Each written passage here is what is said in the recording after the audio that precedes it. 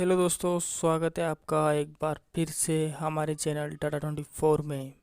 जैसा कि आप जानते हैं कि हमारी चुड़ैल से प्यार की घटना चल रही है और इसका सेकंड पार्ट हम आपके लिए लेकर आए हैं। तो दोस्तों, बढ़ते हैं सेकंड पार्ट की ओर। तब तक दोस्तों, अगर आपने हमारे चैनल को सब्सक्राइब नहीं किया है तो सब्सक्राइब कर लीजिए। इसी तरह की भूतों से डरावनी घटनाएं हम आपके लिए लाते रहते हैं। इस तरह दोस्तों, मैं उस लड़की पर फिदा हो चुका था। मैंने कहा, संजना जी, मेरी जयपुर की मैं कंपनी है, वहाँ मैं सुपरवाइज़र का काम करता हूँ। फिर मैंने पूछा, और आप क्या कर रही हो अभी? लड़की ने जवाब दिया, फ़िलहाल कुछ नहीं, लेकिन मेरी पढ़ाई कंप्लीट हो चुकी है। अब आगे देखो होता है क्या। वैसे जयपुर में आप कहाँ रहते हो? लड़की ने मेरे से कहा। मैंने कहा, जी महिंद्रा वर्ल्ड सिटी में मेरी कंपनी है, मैं वहाँ काम करता हूँ। उसने कहा, और अभी कहाँ से आ रहे हो? मैंने कहा, ओ अभी संजना जी, वो क्या है ना, मुझे बहुत दिन हो गए थे गांव गए हुए, तो गांव जाने का प्लान बन गया और मैं चला गया। बिहार पटना के पास मेरा गांव है। लड़की बोली, ओ आई लव पटना, कितनी अच्छी जगह है ना वहाँ। पटना 2 साल पहले मैं अपने डैडी के साथ गई थी, वहाँ बहुत अच्छा लगा घूमकर मुझे तो। मैंने कहा, जी वैसे आप अभी कहाँ से आ रही हो? लड़की, ओ मैं तो बताना ही भूल गई, अभी तो मैं ताजमहल घूमने जा रही हूँ। मैंने कहा, जी अच्छी बात है, घूमना भी चाहिए वहाँ, लेकिन आप अकेले आए हो? उसने कहा, जी कोई शक, और वैसे भी अब तो आप चल ही रहे हो मेरे साथ। उसके ऐसा बोलते ही मेरे दिल में गुदगुदी होने लगी और उसके ऐसा कहने पर मुझे लग रहा था जैसे मैं उसके बहुत करीब हूँ। लड़की ने फिर जोक मारा, वैसे सोनू जी, कितने बच्चे हैं आपके? मैंने कहा, संजना जी, अभी तक मेरी शादी ही नहीं हुई है, बच्चे कहाँ से होंगे? और मुझे देखकर आपको लगता है कि मैं बच्चों का बाप हूँ? यार, अभी तक एक गर्लफ्रेंड भी नहीं है मेरी। ऐसा बोलकर मैं हंसने लगा। ऐसा सुनकर वह मुस्कुराई और बोली, सोनू जी, गली मोहल्ले में ही मिल जाती गर्लफ्रेंड तो आप दुनिया की दौड़ में कैसे पीछे रह गए? अभी तक तो 3-4 कर लेनी चाहिए थी ना।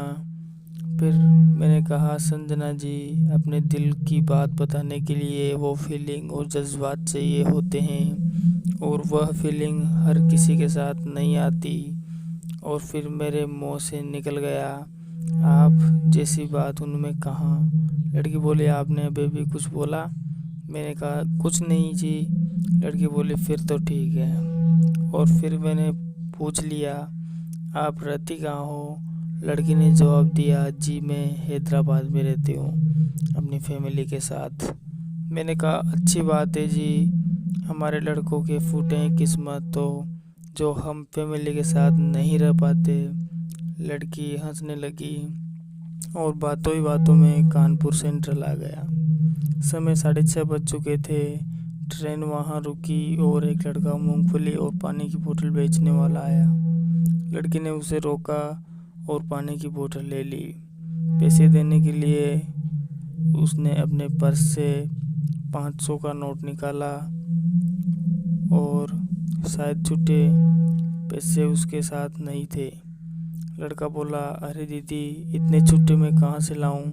20 रुपए की तो देने हैं, आप छुट्टे दे दीजिए।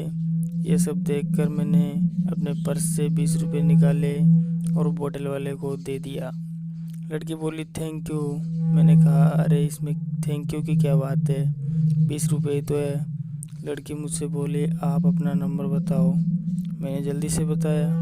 उसने अपने फ़ोन में टाइप किया और अब मुझे लग रहा था जैसे वो फ़ोन पे पर मेरे नंबर पर कुछ ट्रांजैक्शन कर रही हो, लेकिन वो हो रहा नहीं पा रहा था।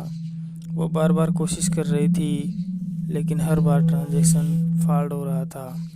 फिर मैंने कहा, क्या आप मेरे 20 रुपये लौटा रही हो? लड़की ने जवाब दिया, जी, मैं किसी का उधार ज़्यादा टाइम तक नहीं रखती। फिर मैंने कहा, तो 20 रुपये ही क्यों, 10-20 हज़ार रुपये अकाउंट में डाल दो, ज़िंदगी भर मुझे कमाने की ज़रूरत नहीं पड़ेगी। ऐसा बोलकर मैं हंसा और बोला, क्या यार संजना जी, अब तो हम दोस्त बन गए हैं और दोस्ती में क्या पैसों को देखना, और वैसे भी एक पानी की बोतल ही तो खरीदी है आपने, मुझे नहीं चाहिए 20 रुपये, आप रहने दीजिए। लड़की ने ऐसा बोलकर कि शायद मेरे नेटवर्क सर्वर में प्रॉब्लम है, फ़ोन अपने पर्स में रख दिया। थोड़ी देर वह चुप रही और एकदम शांत होकर बैठ गई। सफ़र लगातार कट रहा था और उसकी ये चुप्पी मुझे हजम नहीं हो रही थी। उसकी उस चुप्पी को तोड़ने के लिए मैंने कहा, वैसे आपका बीएफ इन दिनों क्या कर रहा है संजना जी? लड़की बोली, होए मिस्टर, मेरा कोई बीएफ नहीं है, ओके, और मैं कभी किसी को बनाऊंगी भी नहीं। फिर मैंने विनम्रतापूर्वक पूछा, संजना, लाइफ दिनों दिन कटती जा रही है और साथ ही हमारी उम्र भी, तो इस दुनिया की भाग दौड़ में एक वो इंसान तो होना चाहिए ना, जिसे हम अपने हालातों के बारे में, खुशी या गम की बात कर सके और एक दूसरे के साथ बांट सके और फीलिंग साझा कर सके। लड़की बोली, सोनू जी, इस बारे में मेरा अभी कोई ओपिनियन नहीं है, होगा तब देखा जाएगा। इस तरह बातें करते हुए हम टुंडला जंक्शन और फिर आगरा पहुंच गए। उसकी लड़की बोली, बहुत अच्छा लगा सोनू, आपके साथ ट्रेवल करके, मिलते हैं फिर कभी किसी मोड़ पर। ओके सोनू जी, अब मैं चलती हूँ, बाय। मैंने कहा बाय। लड़की चली गई। ट्रेन रवाना हुई। उससे अलग होकर थोड़ी देर के लिए मुझे ऐसा लग रहा था जैसे मैंने मेरे बहुत ही करीबी शख्स को हमेशा हमेशा के लिए खो दिया है, और मैं अब अपने आप को कोस रहा था कि मैंने अपने दिल की बात उस लड़की से क्यों नहीं बोली।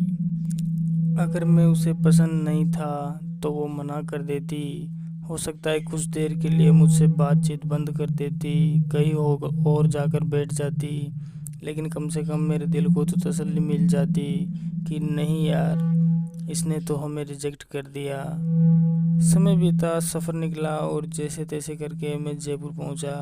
अपने रूम पर गया, साफ़ सफाई की, खाना बनाया, खाना खाया और शाम को जल्दी ही सो गया। काफ़ी लंबा सफ़र तय करके मैं ट्रेन से आया हुआ था, वहाँ सो नहीं पाया और मुझे कल ही 8 बजे ड्यूटी ज्वाइन करनी थी। रात को जब मैं सोया तब भी सपनों में मुझे बार बार अलग अलग जगहों पर मुझे वही लड़की दिख रही थी। मेरी बार बार नींद खुलती, मैं सोच चला कि मुझे उससे प्यार हो गया है, इसलिए मेरे साथ ऐसा हो रहा है। लेकिन मुझे नहीं पता था कि माजरा कुछ और ही है। अगले दिन जो मेरे साथ होने वाला था उससे मैं बिल्कुल बेखबर था, क्योंकि दोस्तों मुझे तो वह सिंपल लड़की लग रही थी, लेकिन ऐसा कुछ भी नहीं था।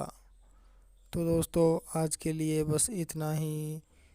इससे आगे की कहानी सुनने के लिए हमारे साथ बने रहिए। टाटा 24 में हम जल्दी ही लेकर आ रहे हैं इसका नेक्स्ट पार्ट। तब तक के लिए बाय, टेक केयर।